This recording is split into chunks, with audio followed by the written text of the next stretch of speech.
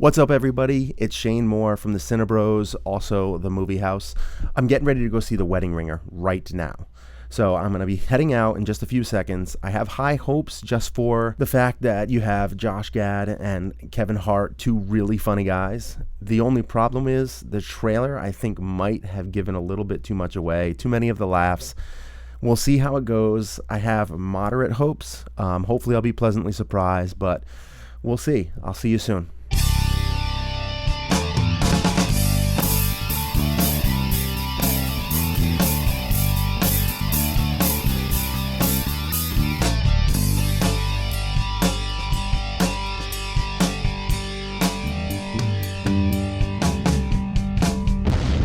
What is up, everybody? I am back from the movies, and we're going to start from top to bottom. We're going to start off with the director. The director's name is Jeremy Gurelick. I believe that's how you pronounce his last name. Not 100% sure because this is his real directorial debut. Okay, he's directed a short film before, which that was over a decade ago, and I've never seen it, so in my mind, this is his directorial debut. This is a movie that is extremely predictable. You're going to get predictable plot by predictable subplot by every plot in the world that there is going on is going to be predictable. You're going to see it from a mile away. It's okay. This is just a comedy. It's not Oscar bait. This is a movie where you're supposed to go and enjoy yourself and laugh. That's it. You're not going to get groundbreaking performances. You are there to laugh at jokes, and it serves its purpose. It does a very good job at doing that. I'm going to go into the stars now, where you start off with Josh Gad and Kevin Hart, who are the two main players of this movie. You might going in and think that Kaylee Cuoco, or whatever, I'm just going to call her Penny from now on. You might think that she's one of the leads in this film. She's really not. Penny was billed as like one of the stars of this movie. She's not. Her character isn't important at all. She has quite a bit of screen time, but her character is really an empty shell. You could have had anybody play that character, and they would have done just as good a job. They really just had her there because she is pretty and famous. That is why she's in this movie. And her very pretty,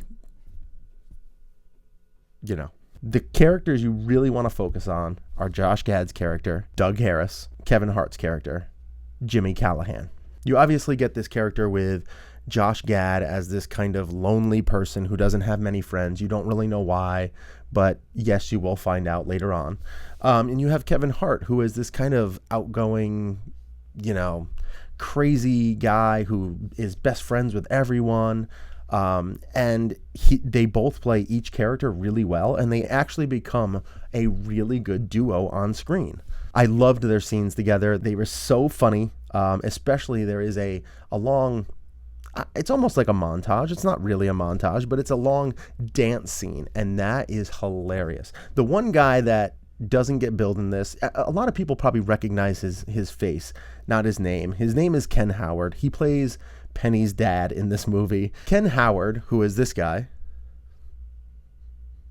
he plays this, this character that is one of the most inappropriate characters ever. But it is hilarious to see on the big screen. Watching his character throughout sprinkle in these comedic gems was so funny and so surprising. Like, you just did not expect it.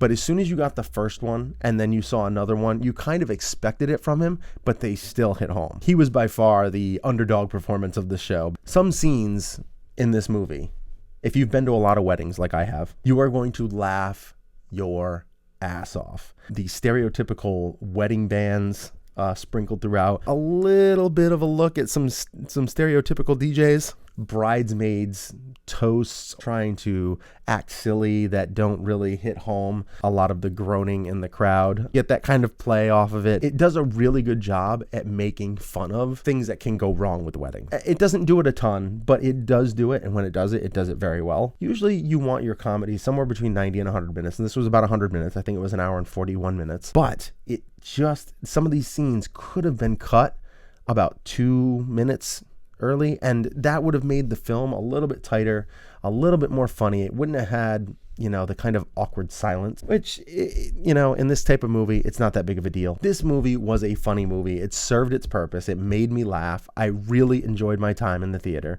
I had a couple of buddies with me. We're both laughing constantly. We were definitely laughing harder than most people in the theater, probably because we all have been to a lot of weddings. But I think even if we hadn't, it was just a funny movie. I think Kevin Hart did a really good job. This is probably one of his better performances. I didn't really care for him in like Ride Along, but I'm really looking forward to his next one that he's going to have with Will Ferrell coming out soon. This movie, it's worth watching in the theater, especially if you have a couple of friends that you want to go see it with. So I'm going to give this movie, The Wedding Ringer, a 6 out of 10. Have you seen The Wedding Ringer? It came out this weekend. Let me know what you thought of it in the comment section below. And in the meantime, don't forget to click that subscriber button wherever it is, over there, over here, over there. And when I get to 100 subscribers, I'm going to give a free digital download away. So do me a favor and clicky that subscriber button. You can also follow me at Twitter and Instagram at the CineBros. You can also follow me on Facebook at facebook.com/the CineBros. I hope you enjoyed this review, and in the meantime,